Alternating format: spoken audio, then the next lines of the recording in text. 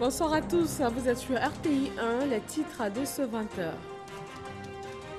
Le prix Senghor Césaire 2019 de l'Assemblée parlementaire de la francophonie a été remis à l'association Chansons sans frontières sous la présidence de Amadou Soumaoro, président de l'APF et président de l'Assemblée nationale de Côte d'Ivoire. 6 personnalités qui se sont illustrées dans la promotion de la francophonie ont également été distinguées. Il est aux assemblées annuelles FMI Banque mondiale à Washington. Après la signature d'une convention avec la Société financière internationale, le Premier ministre Amadou Gon Coulibaly a annoncé la construction de 2 centrales solaires à Touba et à Boundiali.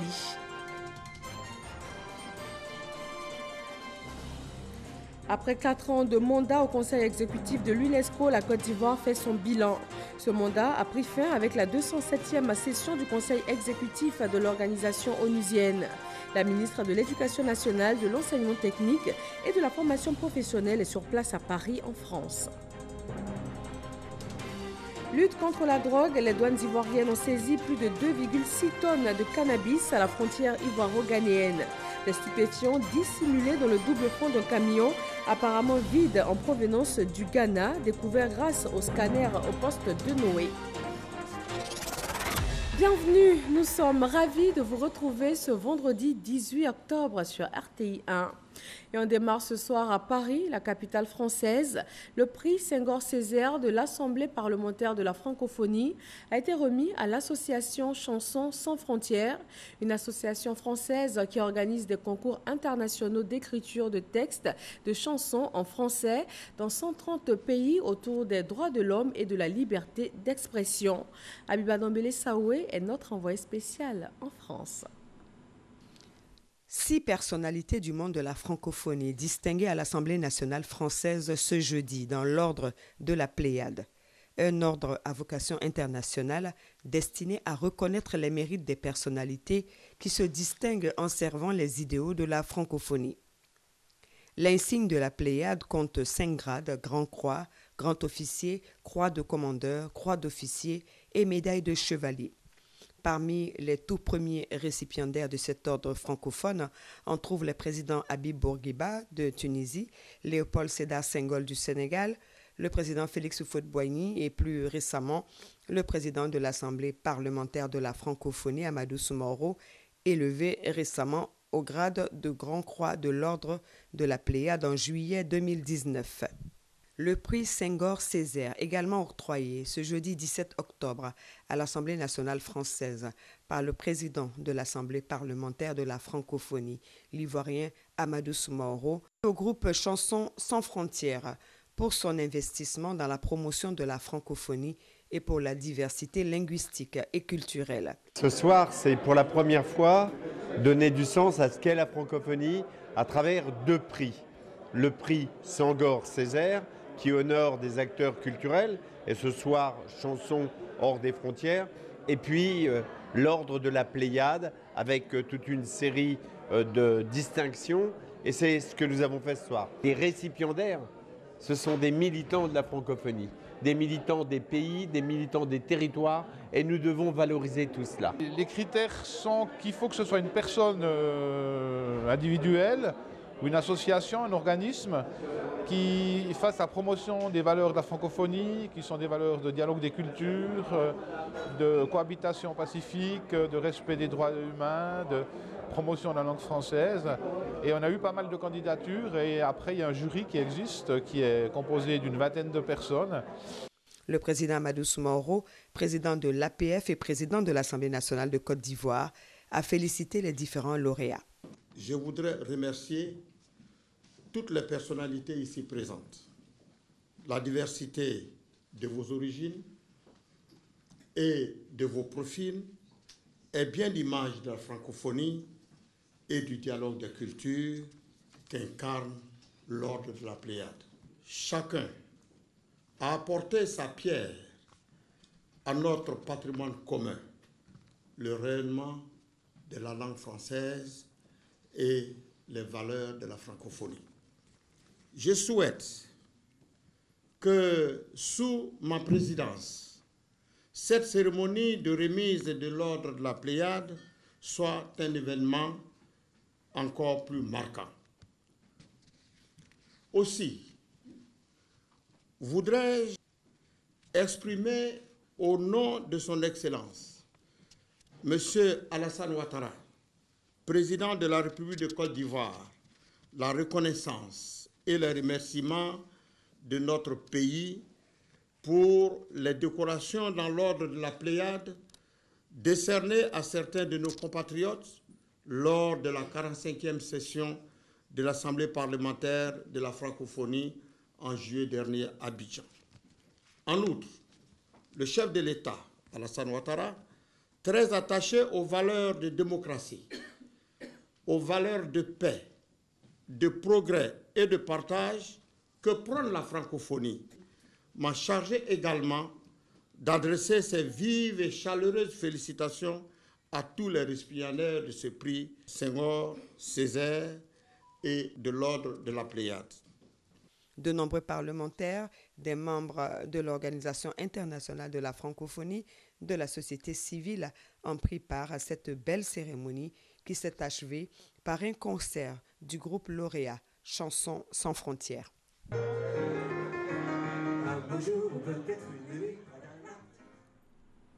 Et nous vous proposons des propos de lauréat après cette distinction internationale. Les conditions dans lesquelles elle m'a été accordée, vous vous en souvenez, c'est le fait que, avec la délégation francophone de l'APF, j'ai été victime de l'attentat terroriste par Al-Qaïda au Mali, au Radisson Blu. J'ai eu l'impression, puisque nous avons perdu d'ailleurs des membres de nos délégations, je suis très heureux d'avoir survécu. Et je ne pensais pas qu'avec les conséquences post-traumatiques, l'information qu'on m'avait donnée, quelle me serait la distinction me serait accordée, qu'elle viendrait.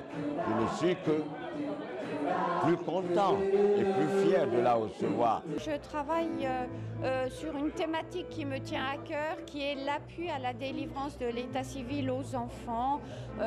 Deux notaires, un notaire camerounais et un notaire français, ont écrit un ouvrage, Les enfants fantômes, pour montrer justement cette situation terrible dans laquelle se trouvent ces enfants qui n'ont pas d'identité et qui donc sont privés du premier de leurs droits et de ce fait de tous les droits qui en découlent, le droit à la santé, le droit d'aller à l'école, le droit de travailler.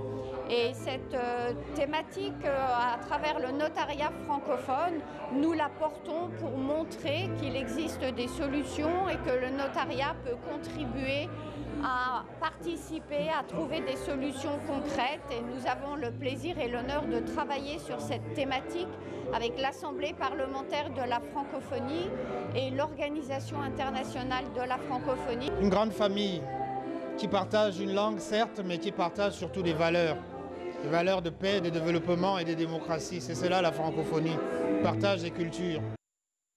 Nous quittons Paris pour Washington aux États-Unis. Le Premier ministre ivoirien y participe aux assemblées annuelles de la Banque mondiale et du FMI.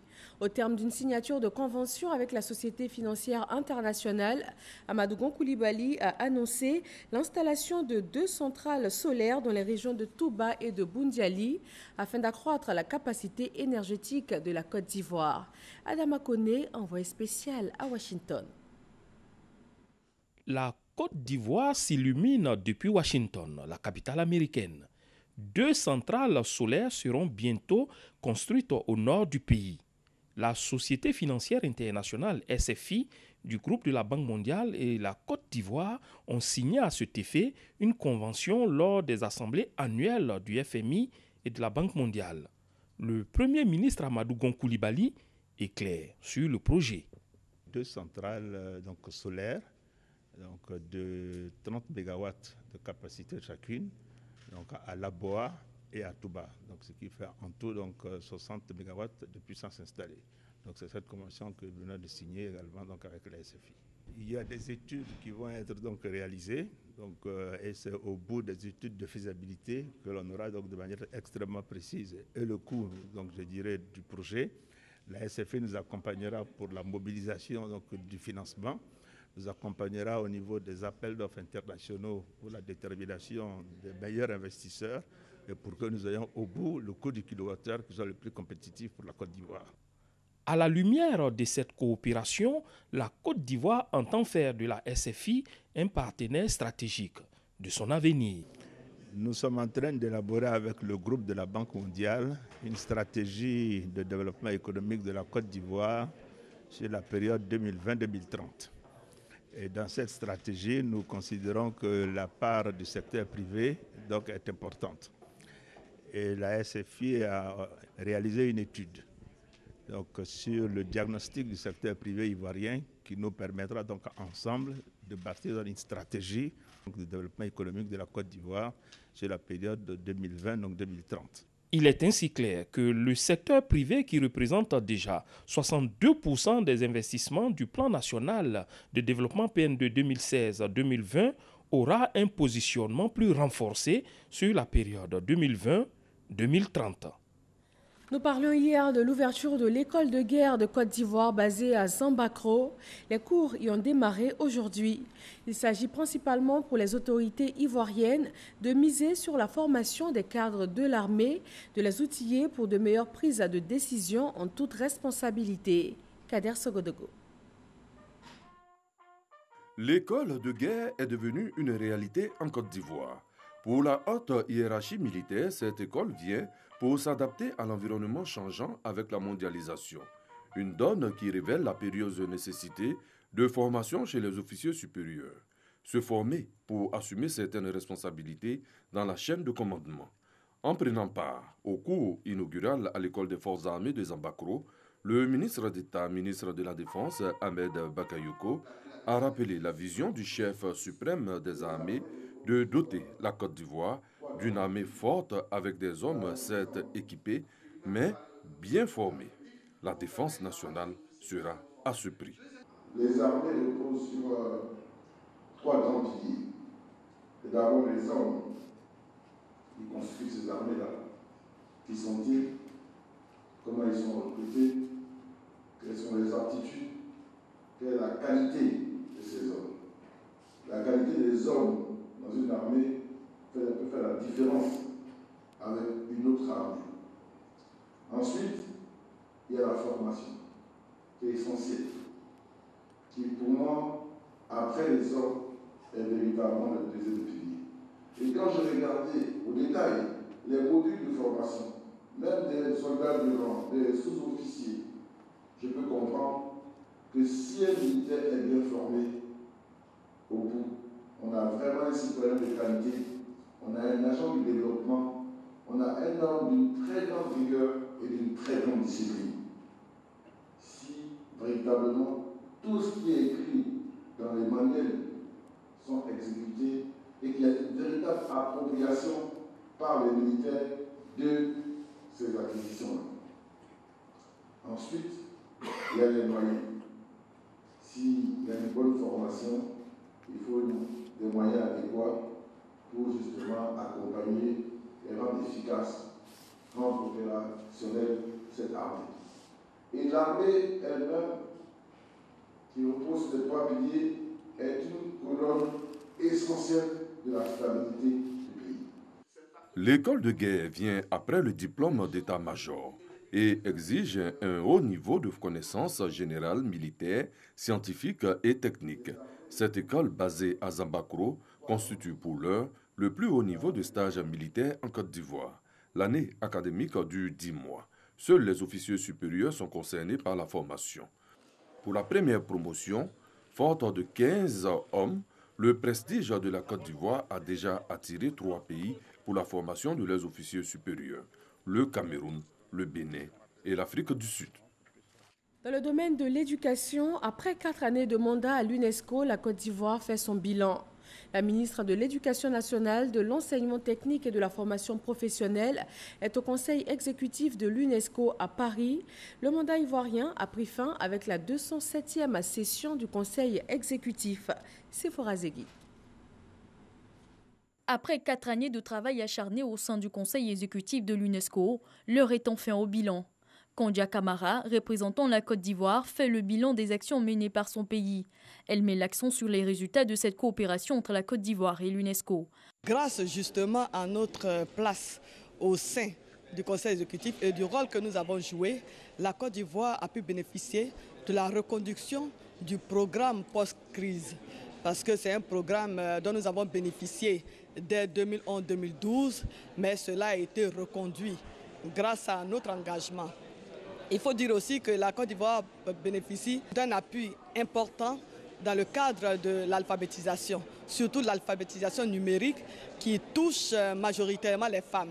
À cette 207e session, la direction générale de l'UNESCO et le président du conseil exécutif adressent des félicitations à la Côte d'Ivoire pour les résultats obtenus.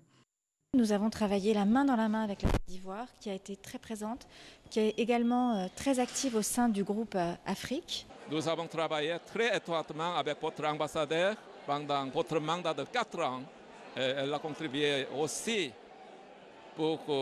non seulement pour Côte d'Ivoire, mais aussi pour tout le monde, dans le domaine de l'éducation, culture, et aussi sciences, et information et technologie.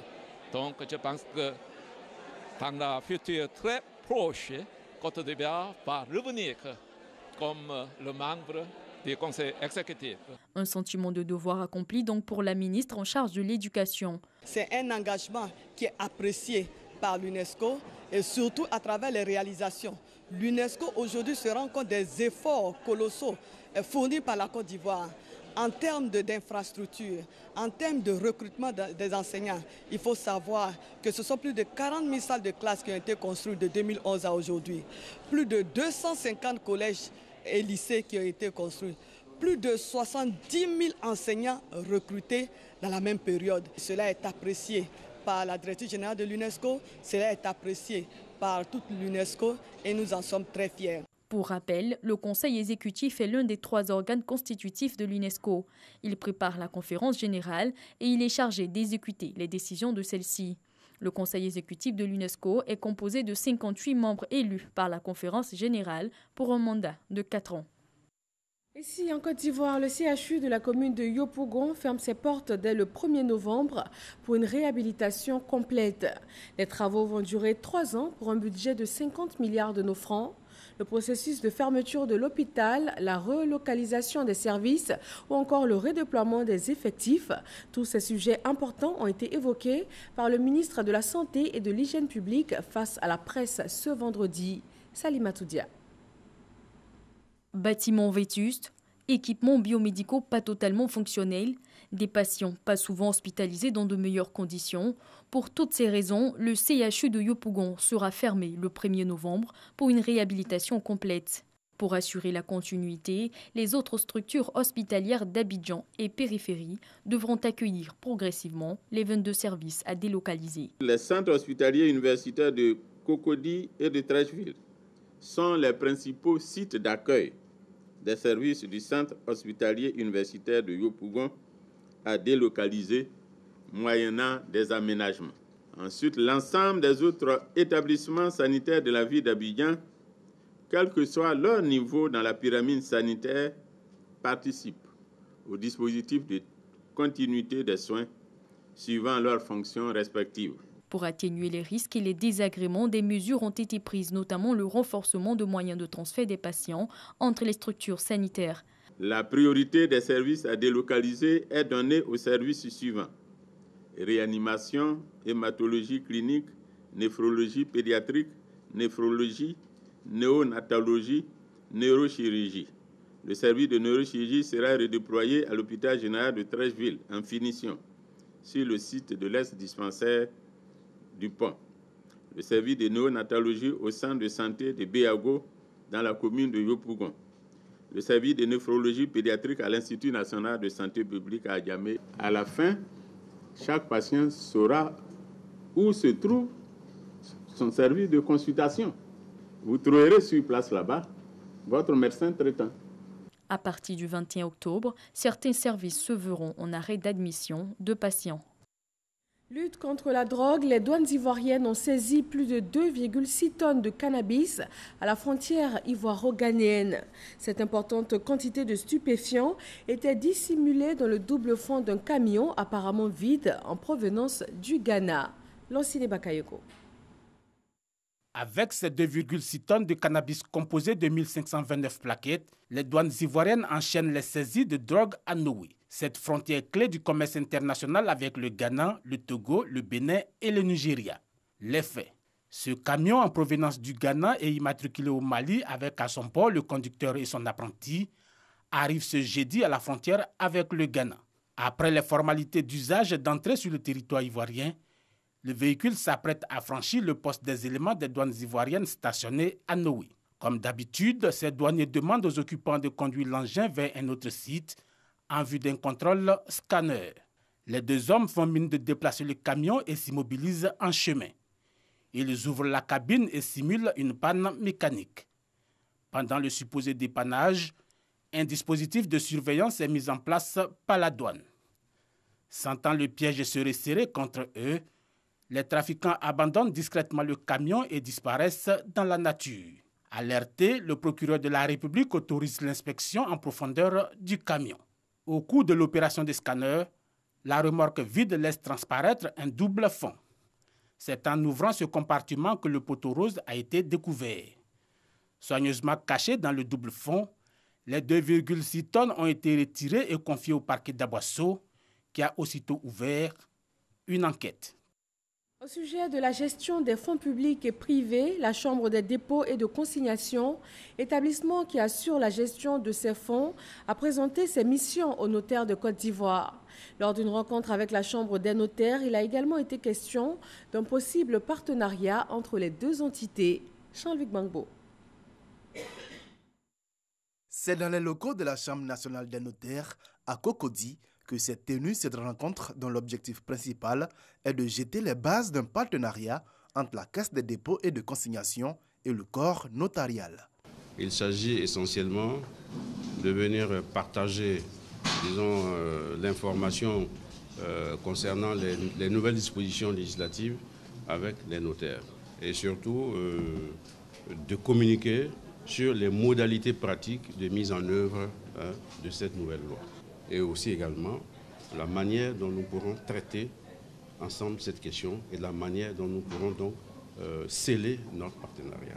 La Caisse des dépôts étant considérée comme la banque des professions juridiques, notamment les notaires. Cette rencontre est la suite des échanges entre les deux entités en vue de rendre opérationnelle la loi portant création de la Caisse des dépôts. Depuis que nous avons engagé des discussions avec les notaires, nous pensons que vraiment il y a une oreille attentive et les discussions se déroulent correctement et il n'y a pas de raison de douter que les notaires puissent véritablement s'engager dans cette nouvelle disposition. Les notaires sont eux-mêmes des hommes de la loi, ils sont assermentés et je pense que les discussions nous donnent bon espoir que les dispositions de cette loi seront mises en œuvre. Ce partenariat permettra à court terme de rendre effectifs les dépôts des fonds des notaires à la Caisse des dépôts. Celle-ci entamera à partir du 21 octobre 2019 la phase pilote d'ouverture des comptes avec un échantillon de notaires. Processus qui s'étendra à l'ensemble des notaires du 1er novembre au 31 décembre 2019. Ce vendredi 18 octobre marque le 114e anniversaire de la naissance du président Félix Houphouët-Boigny. Un anniversaire que les familles biologiques et politiques de l'illustre disparu ont célébré ce jour même à Yamoussoukro, Léon Bro. Il est né le 18 octobre 1905. Le premier président de la Côte d'Ivoire aurait soufflé ses 114 bougies ce 18 octobre 2019, n'eût été sa mort le 7 décembre 1993. Mais ses familles biologiques et politiques représentées, respectivement par l'Office du Mémorial et Henri Konan Bédié, le président du PDCI RDA, se souviennent encore de Félix Houphouët-Boigny. Tout a été construit autour de cette date du 18. Le président Houphouët a créé le RDA un 18 octobre. Il est né un 18 octobre. Il a repris le patronyme Boigny de son aïeul un 18 octobre. Pour nous, un 18 octobre doit être commémoré chaque année pour dire que Houphouët-Boigny reste éternel. Il est bel et bien vivant. Félix Houphouët-Boigny, toujours vivant, proclame à Monseigneur Alexis Touablioulo. L'administrateur apostolique du diocèse de Yamoussoukro fonde son enseignement sur 3 caractéristiques du père fondateur de la nation, la foi à travers les édifices religieux qu'il a bâtis, l'amour via la tolérance et l'acceptation de son prochain, puis la paix dont il a été l'artisan sa vie durant, tant au plan national, continental que mondial. Cette démarche pour inviter à communier avec Houphouët-Boigny les Ivoiriens sans exception. Jamais les uns sans les autres, jamais les uns contre les autres, marchons et avançons sur les chemins de la foi, de l'amour et de la paix, pour que ensemble nous bâtissions ce pays dont Félix Houphouët-Boigny a posé les fondations de façon si merveilleuse. Comme à l'église Saint-Augustin, des prières ont été dites à la grande mosquée de Yamoussoukro en cette date anniversaire de la naissance de feu le président Félix Houphouët-Boigny, une commémoration soldée par un pèlerinage sur la tombe de l'illustre disparu. Et on s'intéresse aussi ce soir à une autre facette de la radiodiffusion-télévision ivoirienne. La RTI met un accent tout particulier sur le social pour le bien-être de ses ressources humaines. La mutuelle sociale des agents de la RTI a un nouveau président. Il a été investi aujourd'hui. Alvaro Sakwame, journaliste, présentateur, et son équipe ont de nombreux projets en faveur des agents de la Maison Bleue. Serge Coléa.